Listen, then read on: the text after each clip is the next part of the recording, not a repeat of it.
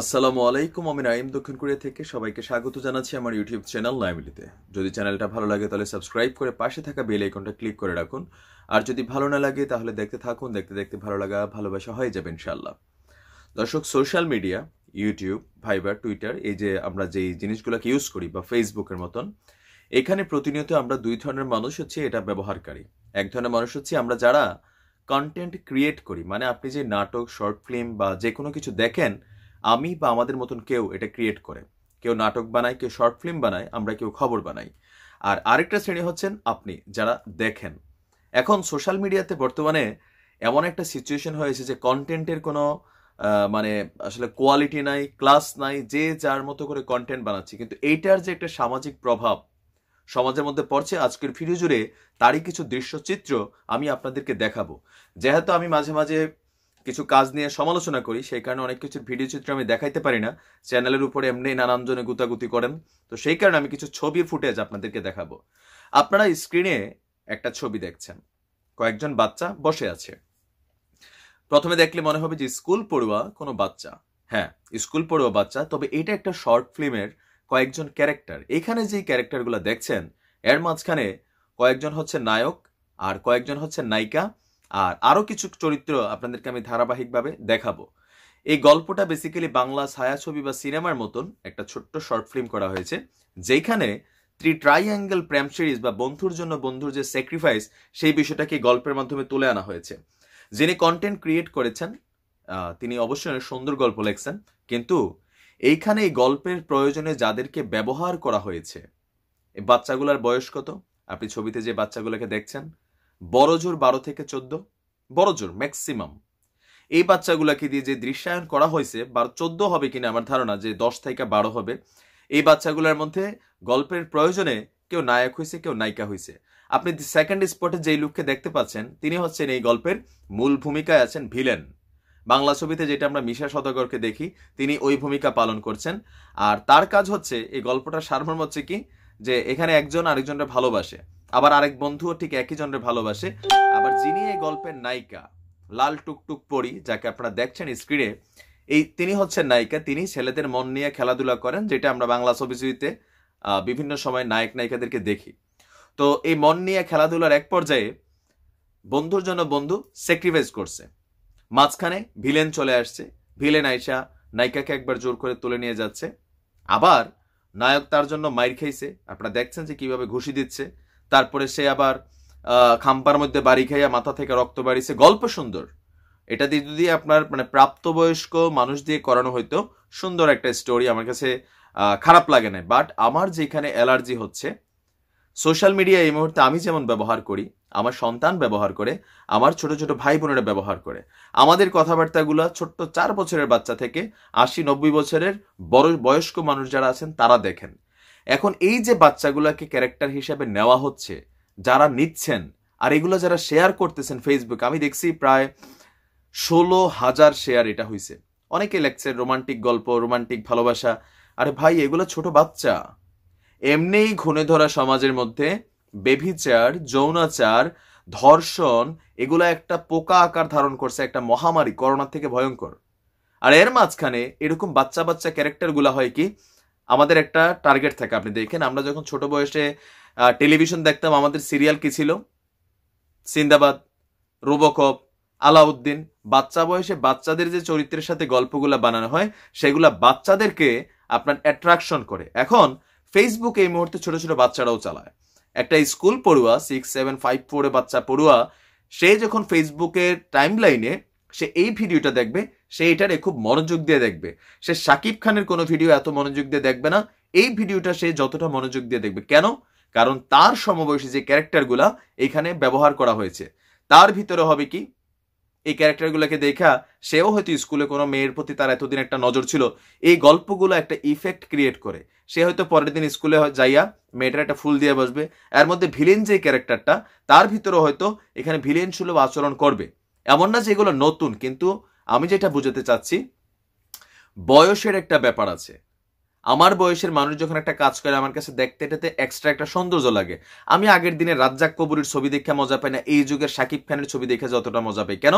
শাকিব খান আমার বয়সের, এই ক্যারেক্টারটা, ছবির গল্পটা আমি এবং আমার বয়সকে কেন্দ্র করে বানানো হয়েছে। এখন যারা এই কন্টেন্টগুলা বানাচ্ছেন তাদের টার্গেট কি? তারা জানে যে হিউজ পরিমাণ বাচ্চারা এই মুহূর্তে সোশ্যাল মিডিয়া ব্যবহার করে, আর যার কারণে তারা সস্তা ইনকামের জন্য, মাস্ট বি এগুলো ইনকাম, ইউটিউবে আমরা ইনকাম করি অবশ্যই, তো ইনকামের জন্য হোক আর ফেসবুকে ইনকামের জন্য হোক, তারা এই সস্তা ক্যারেক্টারগুলা এখানে ক্রিয়েট করে আর ছোট ছোট বাচ্চাদেরকে দিয়ে এই প্রেম ভালোবাসার, ইভেন এখানে আপনার কি বলা হয়, ভায়োলেন্স, মারামারি, রোমান্স, তারপর হচ্ছে বিশ্বাসঘাতকতা, প্রবঞ্চনা, এই ক্যারেক্টারগুলো প্রত্যেকটা জিনিস এই নাটকটাতে ঢুকানো আছে। আমি সারপ্রাইজ হই, আমাকে এক বোন এটা পাঠিয়েছেন, ফাইজা আপা। তিনি বলেছেন যে ভাইয়া, আমরা যারা সোশ্যাল মিডিয়া ব্যবহার করি আমাদের বাচ্চারাও সারাদিন ফেসবুক বা মোবাইল থাকার কারণে নানান ওয়েবসাইটগুলো তারাও ঘোরাফেরা করে। এখন এই জিনিসটা যদি চলতে থাকে তাহলে আমাদের বাচ্চাদের জন্য আমরা আসলে কি রেখে যাচ্ছি? এই সোশ্যাল মিডিয়া ব্যবহারের মাধ্যমে সারা বিশ্বের মানুষ সচেতনতা, পজিটিভ জিনিস বানায়, আর আমাদের বাংলাদেশের ইউটিউবাররা বা ফেসবুক কন্টেন্ট ক্রিয়েটাররা তারা করে কি? নষ্টামি, নোংরামি, বাদাম্যা, তারপর আরো কিছু মানে একদম থার্ড ক্লাস ক্যারেক্টার আছে, এরারে আমরা ভাইরাল করি। আমি আশ্চর্য হই আপনাদের কমন সেন্স দেখে যারা এই ধরনের কন্টেন্টগুলা ক্রিয়েট করেন, number 1। Number 2, as a viewers বা এজ এ দর্শক হিসেবে আপনার কি কোনো দায়বদ্ধতা নেই? অবশ্যই আছে। 16,000 শেয়ার কে করছেন? আপনাদের ভিতর থেকে কেউ না কেউ, আপনি বা আপনার পরিবারের বা আপনার বন্ধু বান্ধব। এখন একটা ভিডিও যদি 16,000 শেয়ার হয়, এটা কয়েক মিলিয়ন ভিউ হয়ে যায়। কয়েক মিলিয়ন ভিউ হলে এখানে বাচ্চারা দেখে, আর এটার ইফেক্ট আপনার পরিবারে থাকা ছোট বাচ্চাটার কাছে এই ভিডিওটা যাচ্ছে, আপনি সেটাকে শেয়ারের মাধ্যমে ছড়িয়ে দিচ্ছেন। তাহলে ভবিষ্যতে আপনার বাচ্চা যখন স্কুলে গিয়ে সে হয়তো দড়ি ল্যাপ খেলার কথা, সে ক্রিকেট খেলার কথা স্কুলের মাঠে ময়দানে, সে তখন করতে কিছু এইসব গল্প দেখা তার ভিতরে একটা প্রেম ভালোবাসা, রোমান্স ক্রিয়েট হচ্ছে। নষ্ট সমাজটাকে আরো নষ্ট করার দিকে কি আপনার কোনো দায়বদ্ধতা নেই? আসলে আমি কারে কি বুঝাই, নিজেও সেটা মাঝে মাঝে ভাবি। আলহামদুলিল্লাহ আমার চ্যানেলে যথেষ্ট পজিটিভ ফিডব্যাকের মেন্টালিটির মানুষ আছেন। ইউটিউবিংটা যেমন, মানে এখনকার আপনি দেখেন যে অভিনয় করতে আগে যোগ্যতা লাগতো, আগে থিয়েটার করতে হইতো, আগে আপনার মঞ্চ করতে হইতো, তারপরে নাটকে, তারপরে ফিল্মে।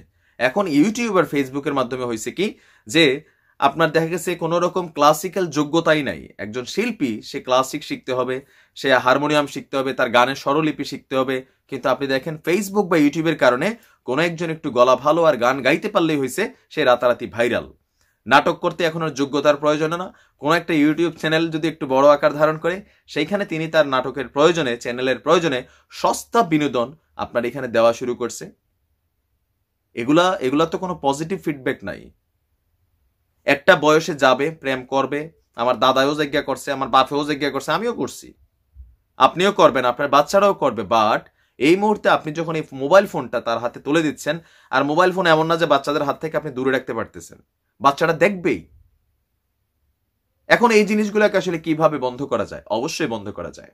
আমি মনে করি আপনি, আমরা যদি চাই এই কন্টেন্টগুলা বন্ধ হয়ে যাবে। যেই সব চ্যানেল থেকে, যেই সব ফেসবুক পেজ থেকে এরকম ভিডিওগুলা আপনার দেওয়া হয়, আপনারা সাথে সাথে এগুলোর বিরুদ্ধে রিপোর্ট করবেন। নাম্বার 1, আমি আবারও বলি, রিপোর্ট করবেন, ফেসবুকে হোক, ইউটিউবে হোক, যে অ্যাডাল্ট কন্টেন্ট না বা এই ধরনের নানান ধরনের রিপোর্টিং সিস্টেম থাকে, যারা একটু প্রযুক্তি বোঝেন।